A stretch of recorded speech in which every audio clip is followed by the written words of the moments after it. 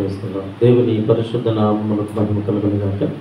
ప్రభునందు ప్రియులైన మీ అందరికీ యేసుక్రీస్తు ప్రభుల వారి నామములో శుభాభివందనాలు, ఆహ్వానం తెలియజేస్తున్నాను. ప్రియులారా, ప్రత్యేకించి మరి ఈ సమయంలో జీవాధిపతి అయినటువంటి దేవుడు మనకు అనుగ్రహించిన మరొక దినాన్ని, మరి నిజానికి ఈ దినము సేవకురాలు మాట్లాడవలసి ఉన్నది కనుక ఆపరేషన్ ఇంకా నెల కంప్లీట్ కాలేదు కనుక మరి పాస్టర్ గారు నెక్స్ట్ వీక్ నుండి వస్తారు. నెక్స్ట్ బుధవారం నుండి ఖచ్చితంగా వస్తారు కనుక ఈ వారం మరి సేవకుడిగా నేను అంశం మీద మాట్లాడడానికి ఇష్టపడుతూ ఉన్నాను. గలతీయులకు రాసినటువంటి పత్రిక 3వ అధ్యాయము 10వ వచనం నుండి 14వ వచనాల్లో మనం జ్ఞాపకం చేసుకుంటున్నప్పుడు మరి ప్రత్యేకించి అపోస్తలుడైనటువంటి పౌలు గారు ఈ గలతీ సంఘాన్ని ఉద్దేశించి కొన్ని మాటలు మాట్లాడుతున్నట్లుగా మనం జ్ఞాపకం చేసుకుంటూ ఉన్నాము.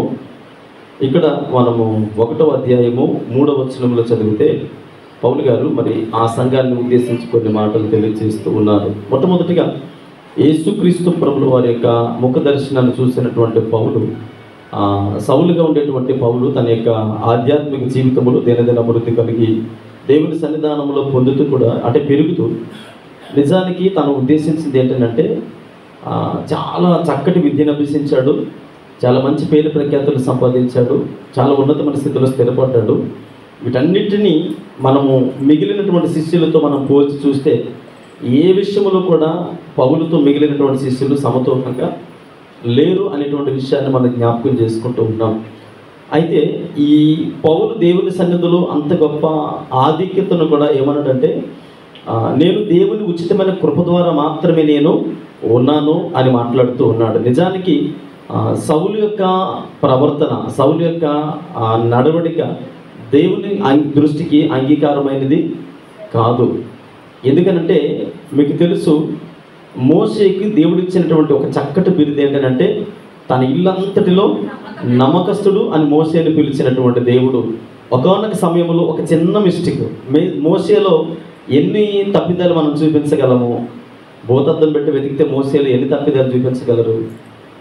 ఒక 2 ప్రదేశాలలో ఒక 2 విషయాల్లో మాత్రమే మోషే, అది కూడా అది దేవుని దృష్టికి అంత భయంకరమైనది అయితే కాదు.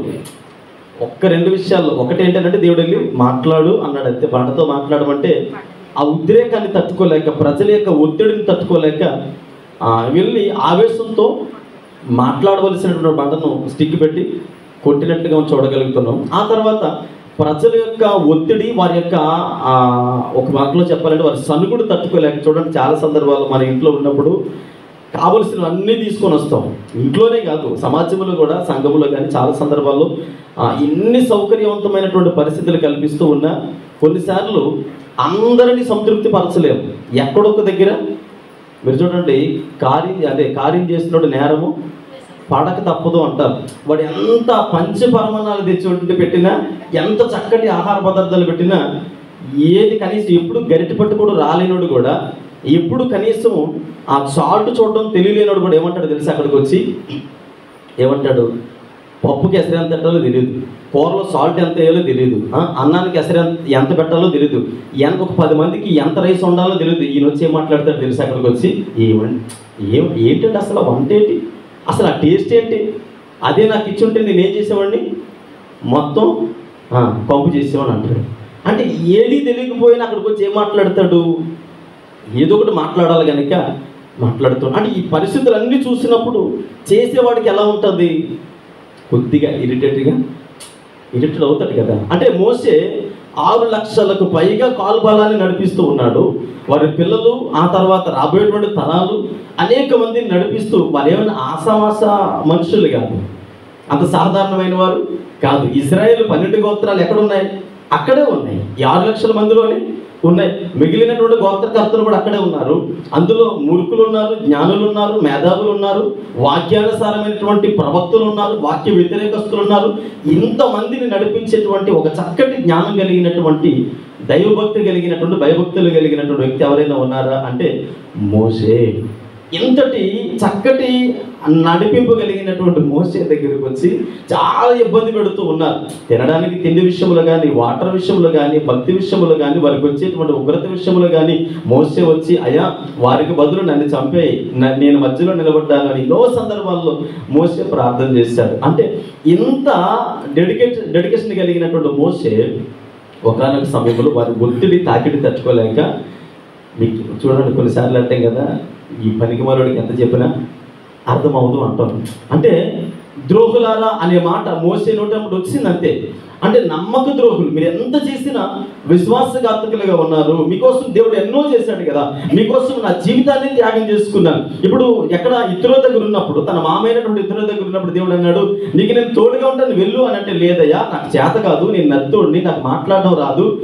మోసే ఒప్పుకున్నాడు కదా, నాకు మాట్లాడడం రాదన్నాడు. మరి మాట్లాడడం రాదన్న మోసేని దేవుడు ఎందుకు పంచు చేయాలి, ఎందుకు శిక్షించాలి? నిజానికి మోసేకి మాట్లాడడం రాదు కనుకనే అక్కడ బై మిస్టేక్ జరిగింది.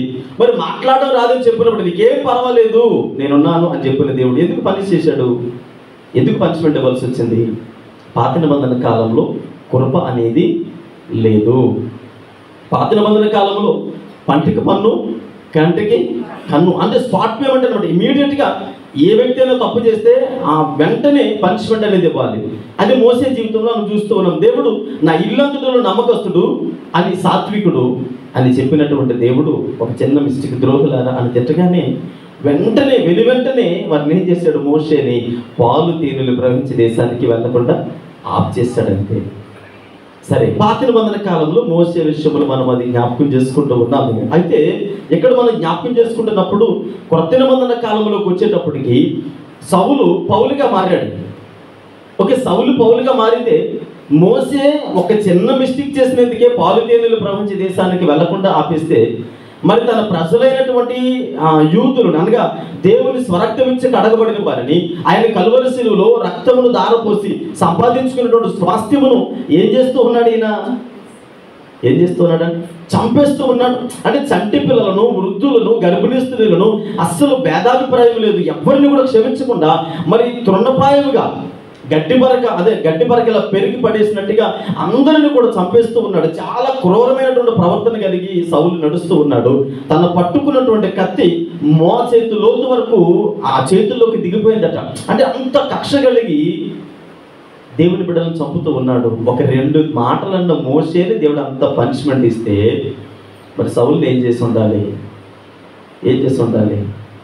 చాలా ఘోరంగా శిక్షించి ఉండాలి. కానీ దేవుడు ఏమన్నాడు తెలుసండి? చూడండి, 1వ అధ్యాయము గలతీయులకు రాసిన పత్రిక 3వ వచనం చదివితే, తండ్రి అయిన దేవుని నుండి మన ప్రభు అయిన యేసుక్రీస్తు నుండి మీకు కృపయు సమాధానమును. ఎవరికి?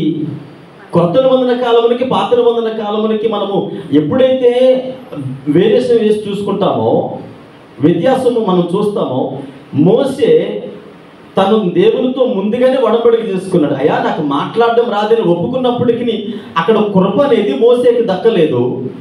ధర్మశాస్త్రం కింద ఉన్నాడు. కానీ కొత్త నిబంధన కాలంలోకి వచ్చేటప్పటికి సౌలు పౌలుగా మారిన తర్వాత అక్కడ ఒక మాట అంటాడు, ప్రభువా నీవెవడవి అని అంటే, నీవు హింసించుచున్నటువంటి యేసును. అపోస్తుల కార్యములు 9వ అధ్యాయములు ఈ మాట మనకు కనబడుతుంది, చదవస్తున్నది. కానీ నీవెవడవి అని అంటే, నీవు హింసించుచున్నటువంటి దేవుడు. మరి పౌలుకి ఎందుకు దేవుడు క్షమించాడు? కొత్త నిబంధన కాలంలో మరి పౌలు పొందుకున్నటువంటి లేదా ఆ కృప అనేది ఏంటి అసలు అని అంటే, ఇక్కడ చూడండి, మనం చదువుకున్న లేఖన భాగములు 12వ వచనం చూడండి, 3వ అధ్యాయము. ధర్మశాస్త్రము విశ్వాస సంబంధమైనది కాదు, కానీ దాని విధులను ఆచరించేవాడు వాటి వలననే. మోసే ఏ విధులను ఆచరించాడు? ధర్మశాస్త్ర సంబంధమైనటువంటి విధులను ఆచరించాడు. ధర్మశాస్త్రము కింద లోబడి ఉన్నాడు. ధర్మశాస్త్రము కిందే తన యొక్క నడవడికి అంతటిని కొనసాగించాడు. కనుక మోసే దేనికి బద్ధుడైనాడు? ధర్మశాస్త్రానికే బద్ధుడైనాడు. క్రీస్తు గురించి అప్పటికి తనకు తెలియదు. అంటే క్రీస్తు కృపాకాలం అనేది ఆ కాలంలో లేదు. నేను నా చివరి మెసేజ్లో నేను తెలియజేసినట్టు గుర్తు, మీతో మాట్లాడుతున్నప్పుడు మరణం లేకుండా మహిమ లేదు అనేటువంటి ఆ మాట మాట్లాడుతున్నప్పుడు ఒక మాట నేను మీకు తెలియజేశాను. ఇక్కడ మనం జ్ఞాపకం చేసుకుంటున్నప్పుడు మోసే ధర్మశాస్త్రాన్ని ఆధారం చేసుకొని జీవిస్తూ ఉన్నాడు. అంటే ధర్మశాస్త్రాన్ని ఆధారం చేసుకొని జీవిస్తున్నప్పుడు ఇప్పుడు అపవాదిగాడికి మన మీద క్షమించండి, మొన్న విజయ్ ఎవరు జాయిసమ్మ గారి కుమారుడి గురించి మాట్లాడుతూ ఆ ప్రసంగంలోనే ఒక మాట నేను తెలియజేశాను. అసలు మరణం అనేది ఎవరి చేతుల్లో ఉంది? మరణం అనేది ఎవరి హస్తగతంలో ఉంది? నేను విజయ్ గురించి మాట్లాడుతూ ఆ యొక్క జ్ఞాపకార్థ కూటంలో అంటే యేసుక్రీస్తు ప్రభుల వారి మరణానికి ముందు మరణం అనేది అపవాదిగాడి చేతుల్లో ఉంది. మరణం మీద అధికారం ఎవరి చేతుల్లో ఉంది? అపవాదిగాడి చేతుల్లో ఉంది. అంటే అపవాదిగాడు మనల్ని ఏం చేసేవాడు? భయపెట్టేవాడు. దానికి ఉదాహరణ కూడా నేను మీకు తెలియజేస్తాను.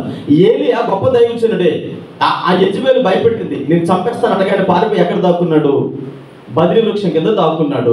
అయితే యేసుక్రీస్తు ప్రభుల వారు తిరిగి పునరుత్థానానికి లేచిన తర్వాత పేతురు ఏం చేశాడు? ఎవరు వస్తారు చంపడానికి? వస్తారా? పోన్లే, చస్తే ఎవరి కోసం చచ్చిపోతానన్నాడు? యేసు కోసం, యేసు ప్రభు వారి కోసం చచ్చిపోతున్నాడు. పౌలు అలాగే అన్నాడు కదా. అంటే మరణానికి ముందు అదే పేతురు ఎన్నిసార్లు అబద్ధం ఆడాడు? యేసు ప్రభు వారు మరణించలేదు, అప్పుడు పట్టుకున్నారు. ఒక అమ్మాయి వచ్చి నువ్వు ఆయనతో ఉన్నావు కదంటే అబ్బాయి ఎవరో నాకు తెలియదు 3 సార్లు అబద్ధం అన్నాడు. యేసు ప్రభు వారు తిరిగి లేచిన తర్వాత ఏమన్నాడు? చంపేస్తారా? చంపేస్తే నేను మరణానికి భయపడను. అంటే క్రీస్తు ప్రభుల వారు మరణించడానికి ముందు మరణం మీద మనకి అధికారం లేదు. యేసు ప్రభు వారు తిరిగి లేచిన తర్వాత మనకి మరణం మీద కంప్లీట్ అథారిటీ వచ్చింది. అంటే మోసే ఉన్నది యేసు ప్రభు వారు మరణానికి ముందున్నాడు కనుక ఆయన ధర్మశాస్త్రానికి లోబడి ఉన్నాడు కనుకనే ఆయనకు కృప అనేది ఏంటో కూడా తెలియదు. యేసు ప్రభు వారు మరణించిన 3 దినాలలో, సమాధిలో ఉన్న 3 దినాలలో వెళ్ళి పాతాళంలోకి వెళ్ళి పరిశుద్ధులు, అలాగే ఇప్పుడు నేను చెప్పాను చూడండి, మోసే వాళ్ళు చనిపోయారు కదా. మోసే, ఏలియా, ఎలీషా వీళ్ళు మరణించారు చూడండి. వాళ్ళందరూ అనగా పరిశుద్ధులైన వారందరి ఆత్మలను తీసుకొచ్చి ఎక్కడ పెట్టారు? పారదీసులో పెట్టారు. ఎవరు తీసుకొచ్చారు? యేసుక్రీస్తు ప్రభుల వారు చనిపోయి 3 దినాలు సమాధిలో ఉన్నారని మనం ఏదైతే ఆలోచన చేస్తామో ఆ 3 దినాల్లో ఆయన చేసిన పని ఏంటంటే ఈ కృప, ఆ రోజు వాళ్ళ కృప లేదు కనుక ప్రభు వెళ్ళి పరిశుద్ధుల ఆత్మలు తీసుకొచ్చి పరదేశంలో కూర్చోబెట్టారు. అంటే అంతకు ముందు వారికి కృప లేదు. యేసు ప్రభు వారు తిరిగి అంటే సమాధిలో ఉన్న 3 దినాలలో వెళ్ళి పాతాళంలోకి వెళ్ళి ఆ పరిశుద్ధుల ఆత్మలు తీసుకొచ్చి ఎక్కడ కూర్చోబెట్టారు? ఇప్పుడు వారు కూడా కృపకి అర్హులే. అంటే ఈరోజు ఇవ్వబడినటువంటి అంశాన్ని మనం జ్ఞాపకం చేసుకుంటున్నప్పుడు కృపయే ఆధారము.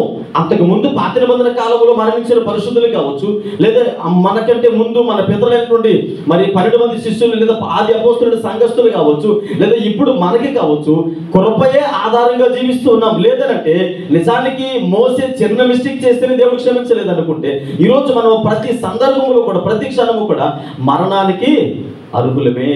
కానీ దేవుడు తన కృపను ఆధారం చేసుకుని ప్రతి క్షణము మన జీవితాలను వెళ్ళబుస్తున్నట్లుగా మనం జ్ఞాపకం చేసుకుంటూ ఉన్నాం. అందుకనే ఇక్కడ మనం జ్ఞాపకం చేసుకుంటున్నప్పుడు ధర్మశాస్త్రం విషయమై, ధర్మశాస్త్ర సంబంధమైనది కాదు కానీ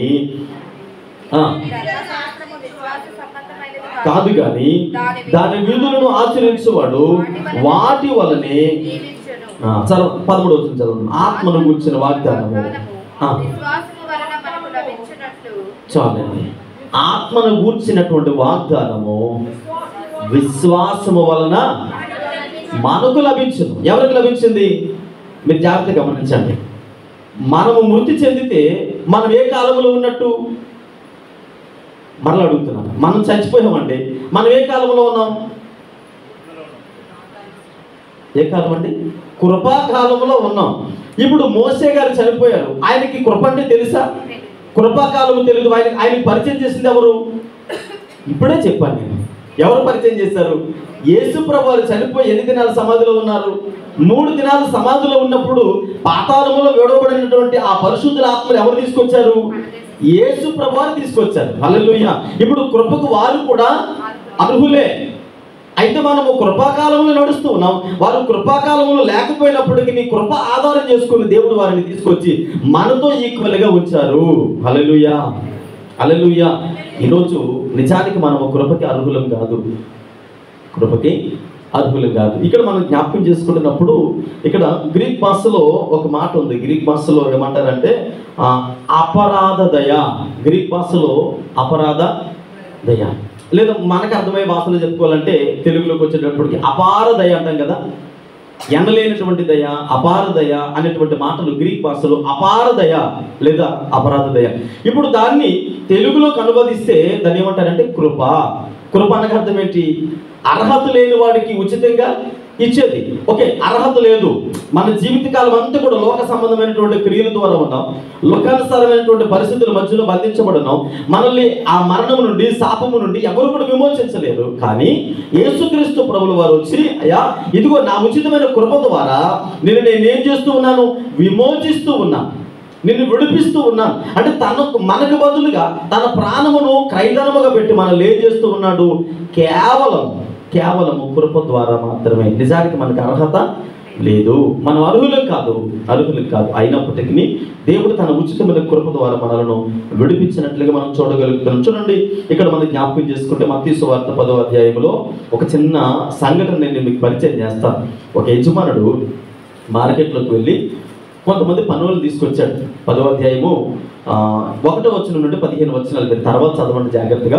1వ వచనం నుండి 10వ అధ్యాయం 15 వచనం వరకు. అంటే వెళ్ళి కొంతమంది పనివారిని తెచ్చుకున్నాడు పొలంలో పనిచేయడానికి, తన తోటలో పనిచేయడానికి తీసుకొస్తే కొంతమంది పనివారిని తీసుకొని వచ్చిన తర్వాత ఉదయాన్నే కొంతమంది వచ్చారు, మధ్యాహ్న కాల సమయంలో కొంతమంది వచ్చారు, ఆ తర్వాత సాయంత్రం కొంతమంది వచ్చారు, ఇంకొక కొంత సమయానికి పని ముగిస్తారనగా కొంతమంది వచ్చారు. అయితే పనంతా అయిపోయింది, వాళ్ళందరూ లైన్లో నిలబడితే ఉదయం వచ్చిన వాడికి 100 రూపాయలే, మధ్యాహ్నం వచ్చిన వాడికి 100 రూపాయలే, సాయంత్రం వచ్చిన వాడికి 100 రూపాయలే, ఇంకొక 10 నిమిషాల్లో పని ముగిస్తారనగా వచ్చిన వాడికి 100 రూపాయలు ఇస్తూ ఉంటే, ఇక్కడ కొంతమంది ఉదయాన్నే వచ్చిన వారు ఉన్నారు చూడండి, వారు అనుకుంటున్నారట, అరే ఇప్పుడే వచ్చిన వారికి కూడా మనతో సమానంగా ఇస్తూ ఉన్నారే, అసలు ఇది ఎక్కడ న్యాయము, అసలు ఇది ఏదైనా అసలు పద్ధతిగా ఉందా అని అంటే ఆ యజమానుడు అన్నాడట, ఇదిగో ఇది నా డబ్బు, అమ్మ మీకు అర్థమవుతుందా, ఇది నా ధనము, నాకు నచ్చినట్టుగా ఇచ్చుకుంటాను. మీరు ఉదయం నుండి కష్టపడితే మీకు ఇవ్వాల్సినటువంటి ధనం ఎంత, రోజు కూలి ఎంత, 100 రూపాయలు ఇస్తానని వడంబడికి చేసుకొని తీసుకొచ్చాను కనుక మీ 100 రూపాయలు మీకు ఇచ్చానా లేదా అంటే ఇచ్చారు. మరి ఇప్పుడే వచ్చిన వాడికి 100 రూపాయలు ఎందుకు ఇచ్చారంటే ఇది నా ధనము, నా ఇష్టము. మీకు అర్థమవుతుందండి? మనం అర్హులము కాదు. కానీ నిజానికి చాలామంది మీరు ఏమనుకుంటారంటే, మీరు చూడండి, శిలువ మీద ఉండేటువంటి దొంగ గురించి చాలా మంది తత్వవేత్తలు అనేక పుస్తకాలు రాస్తూ ఒక్కొక్కరు ఒక్కొక్క రీతిగా దాని గురించి సంభాషణ ఏమని చేస్తూ ఉంటారంటే, ఏమంటే శిలువ మీద దొంగ దేనికి అర్హుడని, అసలు ఆయన బాప్తిస్మం తీసుకోలేదు, మారు మనసు లేదు, పాపక్షమాపణ లేదు, వాక్యమున లేదు, సువార్త ప్రకటించలేదు, ఎక్కడికి కూడా దేవుని సన్నిధికి ఒక్కరోజు కూడా రాలేదు. మరి అలాంటి వాడికి ఎలా దేవుడు పరదేశంలో ప్రవేశిస్తామని చెప్పాడు అని అంటే, నేనంటాను అది ఆయన ధనము, అది ఆయన ఇష్టము. దేవుని మందిరానికి వచ్చిన వారు ఒక్కొక్కరు ఒక్కొక్క ఆలోచన విధానంలో ఉంటారు. ఏమనుకుంటారంటే, నేను అనుకుంటాను లోకంలో చాలా భయంకరమైనటువంటి జీవితాన్ని జీవించి ఒక్క క్షణంలో మార్పు చెందినటువంటి వారు అంటే దేవుని మందిరంలో లేరా? ఏమండి, ఉంటారు. 100 సంవత్సరాలు తెచ్చుకొచ్చి లోకానుసారంగా జీవించిన వారు లేరా? మీకు తెలుసా? 100 సంవత్సరాలు తెచ్చుకొస్తారు, 100 సంవత్సరాలు కూడా లోకంతోనే ముడిపడి ఉంటారు. కానీ అప్పుడే అంటే 99 సంవత్సరాల లోకంలో జీవితం. మీకు అర్థమవడానికి ఒక మాట చూడండి, ఆయన అంటాడు కదా ప్రతినిబంధన కాలంలో 99 గొర్రెల కంటే ఏ గొర్రె కావాలంటే ఆయనకి ఆ గొర్రె కావాలి. ఇప్పుడు ఆ గొర్రెని చూసి 99 గొర్రెలు ఏమనుకుంటాయని తెలుసా? అబ్బో ఏంటండి అసలు ఈ విడ్డోరం, ఏంటి అసలు మనోడు, ఏంటి అసలు నాకు అర్థం కాక ఆమె భక్తి పరురాలు ఏంటంటే, నేను అంటాను అత్తరపుడు తీసుకొచ్చి పాదముల మీద కొట్టగానే అక్కడ ఒక ప్రబుద్ధుడు ఉన్నాడు, చూసి అన్నాడు, ఏమన్నాడంటే, ఎవరు అసలు ఆమె వ్యభిచార స్త్రీ కదా, ఆమె పాపాత్మురాలు కదా, వీడు సర్టిఫికెట్ ఇస్తున్నాడు. ఏమంటే ఆమె పాపాత్మురాలు ఎలా తెలుసు, ఆమె వ్యభిచార స్త్రీని ఎలా తెలుసు అంటే, సర్టిఫై చేయడానికి దేవుడు అన్నాడు, తీర్పు తీర్చడానికి నువ్వెవరు అసలు? ఒక వ్యక్తిని వేలు పెట్టి చూపించే ముందు మన వైపు ఎన్ని ఉన్నాయి? 4 వేలు చూపిస్తాయి. అంటే ఆయన ధనము కనుక, ఆయన ఆశీర్వాదాలు కనుక ఆయనకి నచ్చినటువంటి రీతిలో కృపను అనుగ్రహిస్తాడు. ఒక వ్యక్తిని దూషించడానికి కానీ, ఒక వ్యక్తిని మనం మాట్లాడడానికి కానీ అర్హత లేదు. అందుకే అంటాడు, నా ధనం అయ్యా నీకెందుకు బాధ. మీరు జాగ్రత్తగా ఇంటికి వెళ్ళిన తర్వాత మత్తయి సువార్త 10వ అధ్యాయం 1 నుంచి 15 వచనాలు చదవండి. ఈ స్టోరీ అంటాడు ఆయన, నా ధనం కదా, నీది నీకు ఇచ్చాను కదా, నీకు రావాల్సిన దీవెన, నీకు దొరకవలసిన కృప, నీకు దొరకవలసినటువంటి ఆశీర్వాదాలు సమృద్ధిగా ఉన్నాయి. నీ పక్కోల గురించి ఎందుకు? నీకు చేతనైతే వారి గురించి ప్రార్థన చేయాలి, చేతనైతే వారిని వాక్యములు పెంచాలి, చేతనైతే దేవుని సన్నిధికి నడిపించాలి. కానీ మనం ఏం చేస్తాం తెలుసా?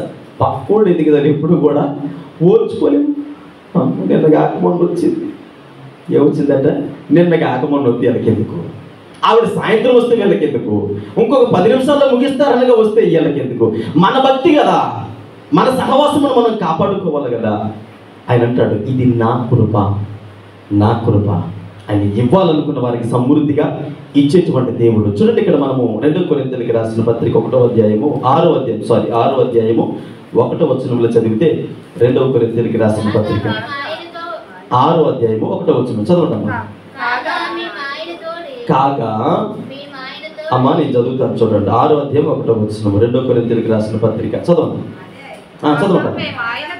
కాగా మేము ఆయన తోడి పరివారమై మీరు పొందిన దేవుని కృపను వ్యర్థము.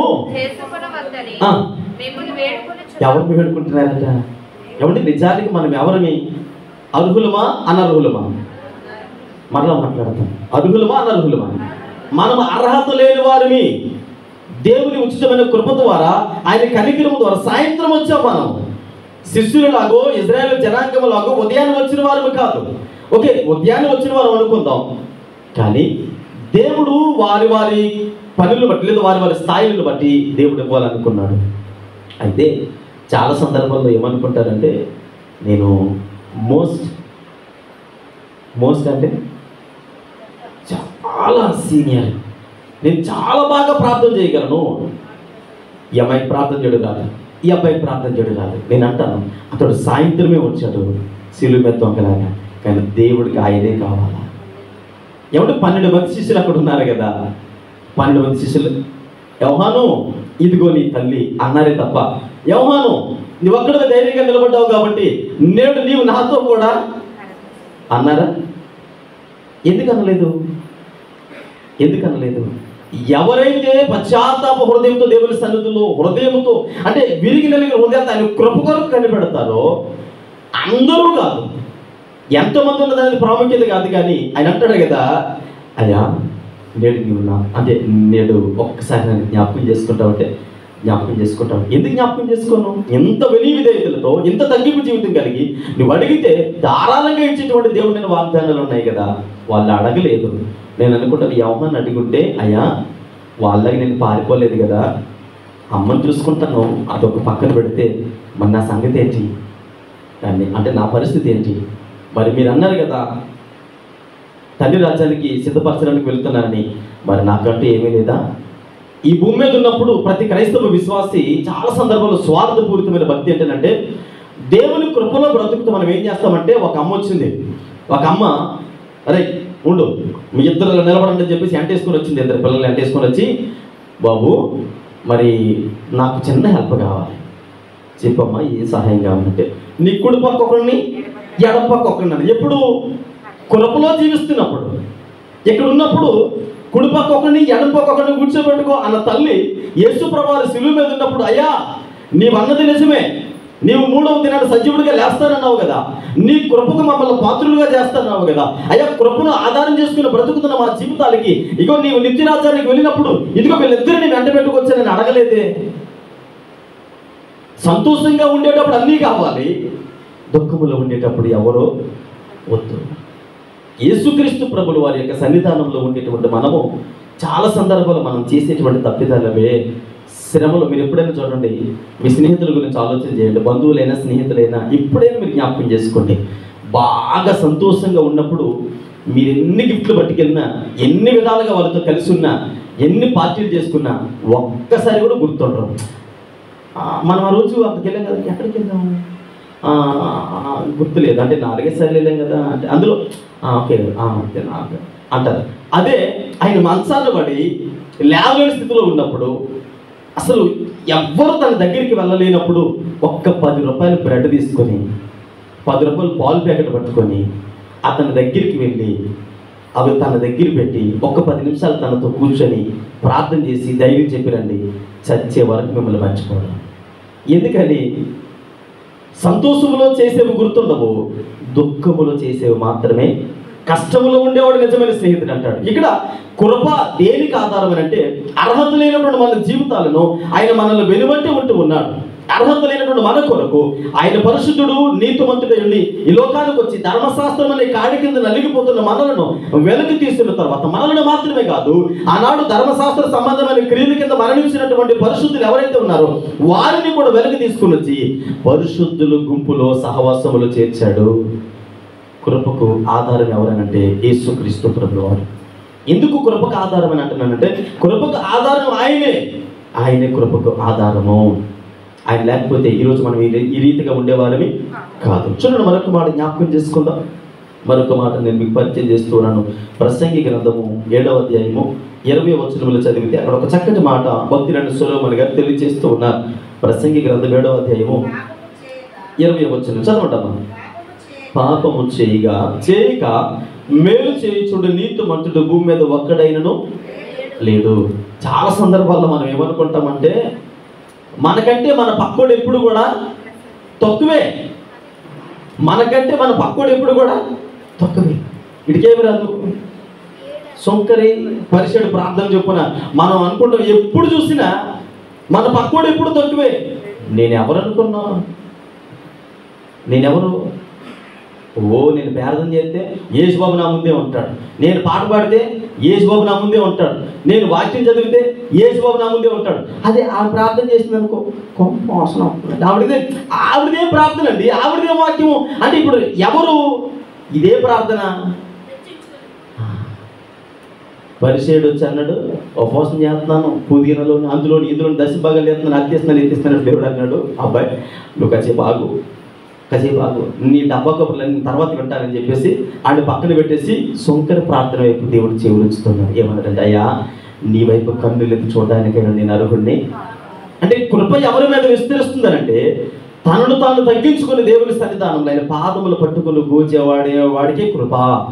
గర్విష్ఠుడికి ఎప్పుడు కూడా దేవుని కృప ఉండదు.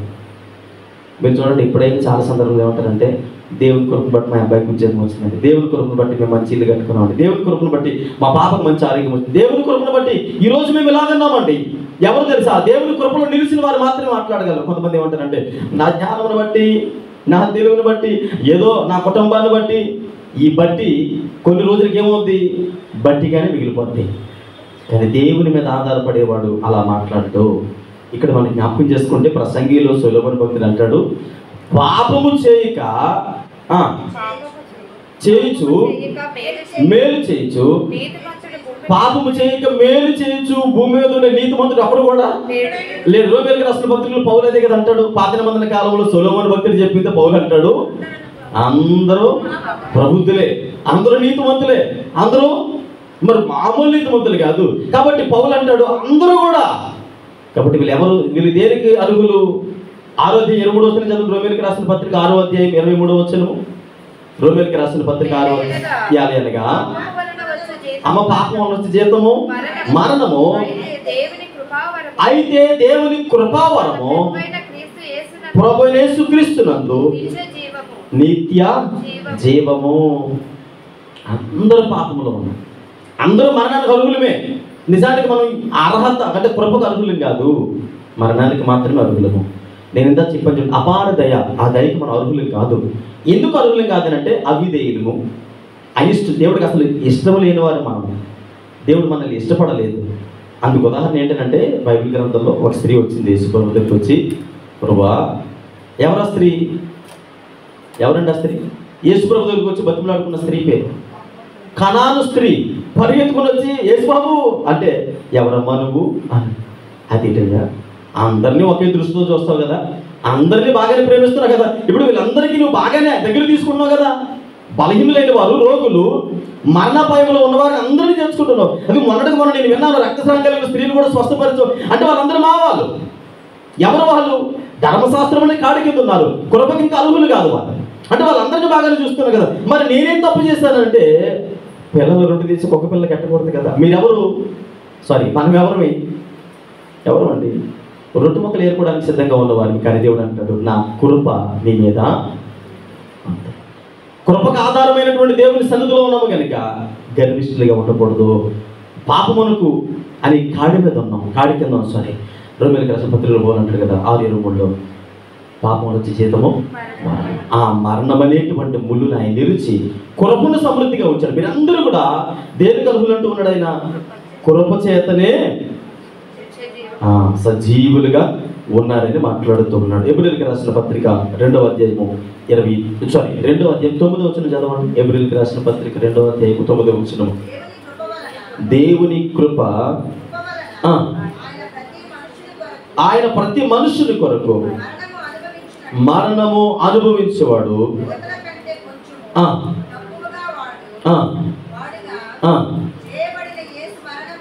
చాలు. ఎవరి కోసం మరణించారట ఆయన?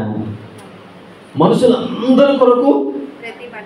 మనం అందరము కూడా పాపం అనే కాడ కింద ఉన్నప్పుడు ఆ కృపను మనకి విస్తరింప చేయడానికి మనుషులందరి కొరకు ఆయన మరణించి, ఇదిగో నా కృప, నిజానికి అర్హత లేనటువంటి మీకు నా కృపను ఆధారముగా ఇస్తూ ఉన్నాను. మన మీదకి మరణం వస్తూ ఉంది, మన మీదకి దేవుని ఉగ్రత వస్తూ ఉంది.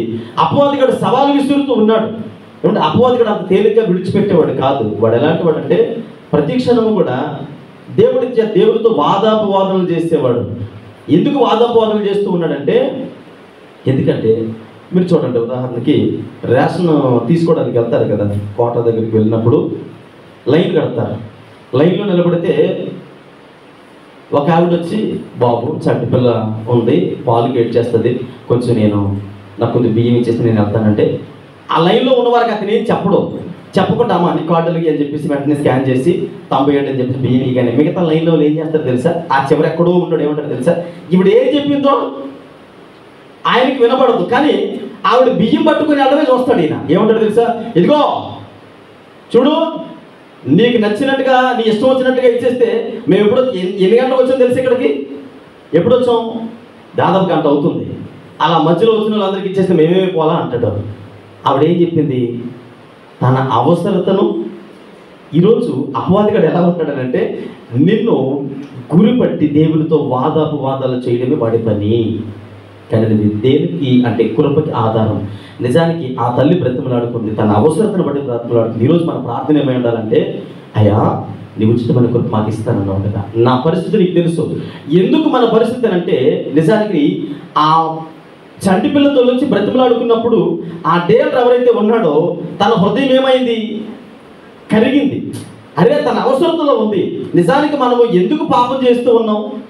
అసలు పాపం చేయడానికి మనలో ఉండేటువంటి జీన్స్ ఏంటంటే, ఎక్కడి నుంచి వచ్చే జీన్స్ అని అంటే, ఆదాము గారు ఉన్నారు చూడండి, ఆదాము గారి ద్వారా మన జీన్స్ అనేవి వస్తూనే ఉన్నాయి. అందుకనే రోమేలుకి రాసిన పత్రికలు చదవస్తులకి పౌలు అంటాడు, మొదట ఆదాము ద్వారా లోకములోనికి పాపమును మరణములు వచ్చాయి, కడపటి ఆదాము ద్వారా దేవుని కృప నిత్య జీవం మనకి వచ్చాయి. అందుకనే మనము కృపకు ఆధారము, కృపలో బ్రతుకుతున్నాము కనుక ఆధారము ఎవరు?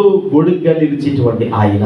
నిజానికి మనము గ్రేస్ పీరియడ్లో ఉన్నాం. ఆయన అంటాడు, ఇదిగో ఆదాము ద్వారా వచ్చినటువంటి పాపమును బట్టి వీళ్ళు పాపం చేస్తూ ఉన్నారు. అందుకని ప్రతి మనుషుడు పాపే, కానీ క్రీస్తు రక్తంలో కడగబడ్డాం. కృపకు ఆధారముగా అంటే మనము ఆ కృప కింద బ్రతుకుతున్నాం కనుక దేవుడు అంటాడు, ఇదిగో నా కృప నీకు, నా కృపలో నీవు అలా నిలిచినప్పుడు ఖచ్చితంగా నీవు జీవిస్తావు, నిత్య రాజ్యానికి వారసుడిగా ఉంటావు. కృపకు వెలుపటికి వచ్చేసి నా ఇష్టం వచ్చినట్లుగా నేను తిరుగుతానయ్యా, నా ఇష్టం వచ్చినట్లుగా నేను బ్రతుకుతానయ్యా అని అంటే, చిన్న కుమారుడు వెళ్ళాడు కృపకు బయటికి వెళ్ళి తిరిగి ఆ కృపాకాలం గ్రేస్ పీరియడ్ అంతా అయిపోయేదాకా పందులు కూడా తిన్నాడు. పందులు కూడా చివరికి ఏం చేసాయి? నెట్టేసాయి. మళ్ళీ తిరిగి ఎక్కడికి వచ్చాడు? అంటాడు, తండ్రి పరలోకమునకును నీకును వ్యతిరేకంగా నేను పాపం చేశాను, నన్ను క్షమించండి. దేవుని కృప ఆ చిన్న కుమారుడి మీదకి వచ్చినట్లుగా ఈనాడు ఒకవేళ మనం కూడా కృపకి బయట బ్రతుకుతూ ఉంటే, ఈరోజు నేను అంటాను, ఆయన కృపే నీకు ఆధారం. ఆ కృప లేనిదే మనము బ్రతకలేము. ఇప్పుడు కూడా మనం ఏమని ప్రార్థన చేయాలంటయ్యా, నీ కృప మాకుంటే చాలయ్యా, నీ కృప లేనిదే మేము బ్రతకలేమయ్యా అని దేవుని సన్నిధిలో తెలియచే ప్రార్థన చేసుకుందాం. యేసుక్రీస్తు ప్రభువు వారి కృపకు ఆధారము కనుక మరి నిజానికి ధర్మశాస్త్రం అనే కాడి కింద నలిగిపోతున్నటువంటి మన జీవితాల్లో పాపము మన మీద మరి అధికారం చలాయిస్తున్నప్పుడు, పాపము మన జీవితాలని మరణానికి నడిపిస్తున్నప్పుడు ఆయన కృప ద్వారా మనం రక్షించబడ్డాం, కృపలో సంరక్షించబడ్డాము కనుక దేవుని సన్నిధిలో ప్రార్థన చేసుకుందాం. తండ్రి మీకు వందనాలు. సర్వాధికారి అయ్యా, ఇదిగో తండ్రి మా జీవితాల్లో ప్రభువా పాపము విలయతాండమై ప్రభువా మరణానికి మమ్మల్ని చేర్చుకున్నప్పుడు అయ్యా, ఇదిగో తండ్రి ఆనాడు పాత నిబంధన కాలంలో ప్రభువా అయ్యా కృపకు వెలుపుట ఉన్న వారిని అయితేనేమి, ఈనాడు ప్రభు ప్రభా కృపకు అర్హత లేనటువంటి మమ్ములను అయితే ప్రభా అయ్యా ఇదిగో తండ్రి మీ శిలువ మరణము ద్వారా అయ్యా మీరే ఆధారముగా ఉండి కృప మా మీద కుమ్మరించి దేవా నిత్య రాజ్యానికి వారసులుగా మమ్మల్ని మార్చుతున్న రీతిని బట్టి మీకు వందన. ఆ కృప ఆధారమై మా జీవితాన్ని నడిపిస్తున్నప్పుడు ప్రభా అయ్యా కృపకు వెలుగుటు వెళ్లకుండా అయ్యా మీ ఆధారమును మేము నాయన ఇదిగో ప్రభా కృపను బేస్ చేసుకుని పాపానికి నేను లోకానికి మేము బానిసలుగా ఉండకుండా మీ కృప అనేటువంటి ఆ కబంధ హస్తాలు మేము బంధించబడినప్పుడు దేవా ఇదిగో తండ్రి నిత్య రాజ్యానికి వారసులుగా మేము ఉంటాం ప్రభా.